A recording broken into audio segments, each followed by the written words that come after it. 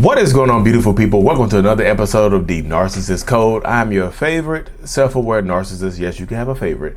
Lee Hammock, better known as Mental Healness across all social media platforms. If this is your first time seeing my face or hearing my voice, I'm a diagnosed narcissist, and I use my platform on social media to raise awareness for narcissistic personality disorder, get more people into therapy, and also validate the victims, survivors, and the thrivers of said disorder. The thrivers out there. There's some thrivers out there. I like this. I want to help people get to the thriver point. So today's episode is going to be about how narcissistic people, toxic people, want you to keep things to yourself. They want you to keep the abuse, the relationship dynamic to yourself. And why? Why do they want you to keep it to yourself? And things like this. So let me go and preface this by saying, y'all, the more you internalize the things you go to, the more you keep it inside of yourself, the more it starts to kind of poison you from the inside out. Like literally, it'll start to poison you from the inside out because you feel like you can't tell anybody. You feel like you have to keep this stuff to yourself. It'll eat you away from the inside out. It's like, you know, the narcissistic, like the abuse becomes like gangrenous to you, and it starts to poison you from the inside out. And then you die slowly. You start to lose your identity. You start to lose your voice. You start to lose who you are and what you stand for.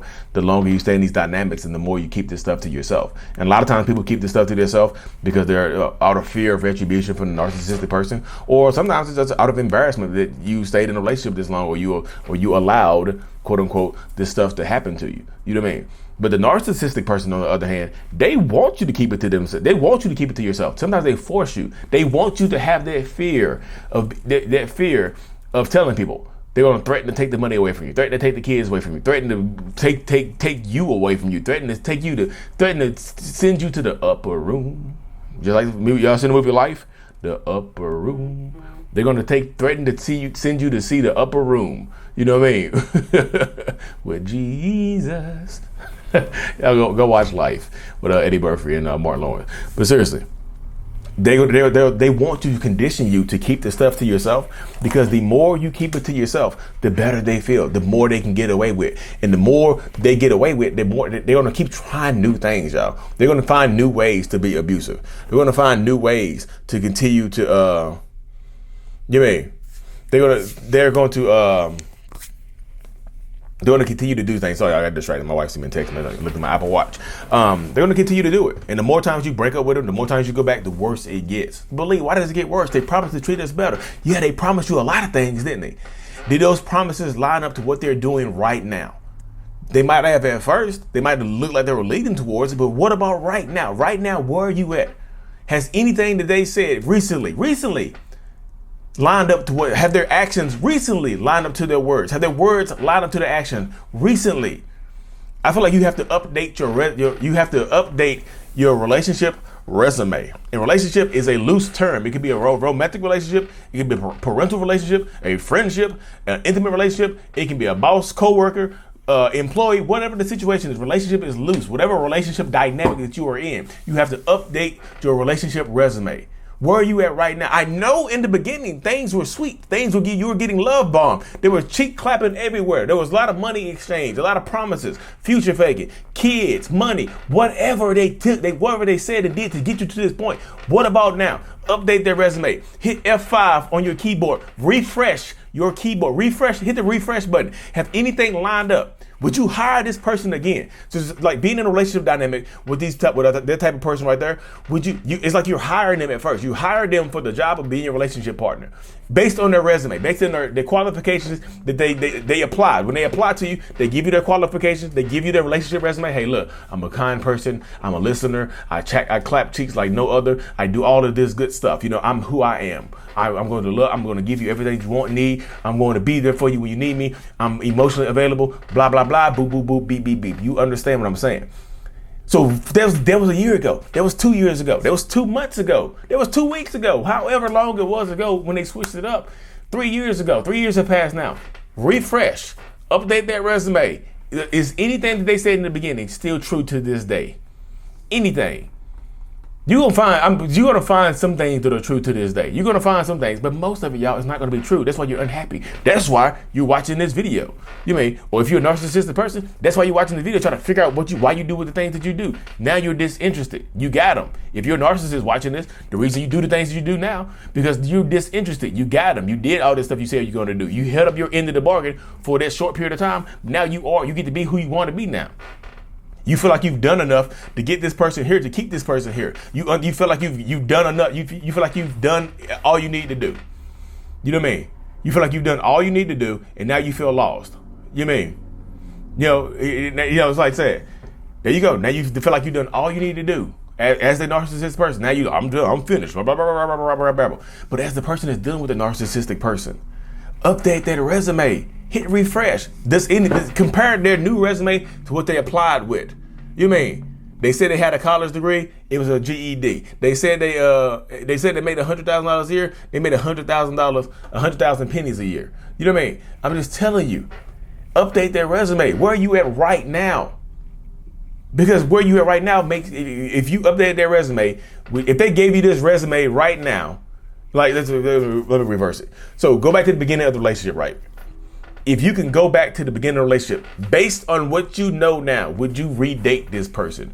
Would you reapply? Would you apply for that job? Would you keep your mom or your dad in your life? Would you still be best friends with this person? You know what I mean? If you knew then what you know now, would things still be the same? Would you have made drastic life changes? If you would have made drastic life changes, why are you not making them right now? Well, it's too late. No, it's never too late. If you say it's too late, you lose. If you say it's too late, you lose, baby. It's never too late. Okay, how old you are? I'm 70 years old. It's never too late. I've talked to people with terminal cancer that get into these relationships. They would rather be by themselves at the end of their life. They would rather be by themselves at the end of their life than remain in a toxic relationship and pass away being in a toxic relationship. I want freedom at the end of my life. That's what they said before they passed away. You know what I mean? Shout out to April Romer's Miss Lindsay up in Pennsylvania. You know what I mean? Your mama's so flat on TikTok. You just passed away recently. Rest in peace. But seriously, that's how you go right there. You know what I mean? That's how it goes right there. You have to stay empowered. You have to empower yourself to do more, to get more, to be more. You like I said, and keeping it inside, you internalize the stuff that you go through, it poisons you. It is. You can't tell your friends and family because guess what? Somehow the narcissistic person found out that you're telling your friends and family what they're doing to you. And guess what? Now they're angry as hell at you, aren't they? Now they're mad as hell at you, aren't they? Now you can't. Now they won't ever shut up. Now they're gonna keep abusing you. Now they'll keep doing things to you. They won't ever be quiet. They're yapping, yap, like a puppy dog. They're yapping and bapping and cheek clapping. They're doing all this stuff right here, y'all. So you have to decide right now. This is Tony Robbins said, in your moments of decision is when your destiny is shaped. What are you gonna do, y'all? I'm not telling you to leave. I'm telling you that it's okay to pick you. Self-love does not mean selfish. Oh, that's going on the shirt, y'all. Self-love does not mean selfish. I put that on Twitter last night, actually. I don't know why I like this revolutionary to me. I said it on Twitter last night. You follow me on Twitter. But seriously, y'all, you have to empower yourself. Like the narcissistic person, they want you to keep things to yourself because when the relationship does end,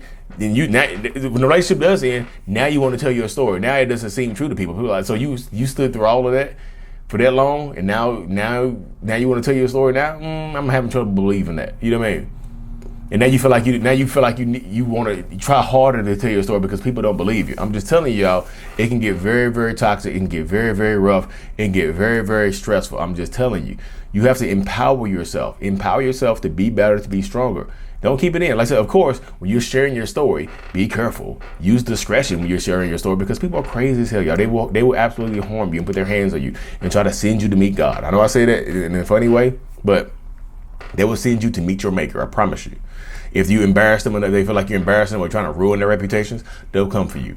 Sometimes physically, sometimes emotionally, sometimes mentally. Whatever way they'll come for you, they're going to come for you.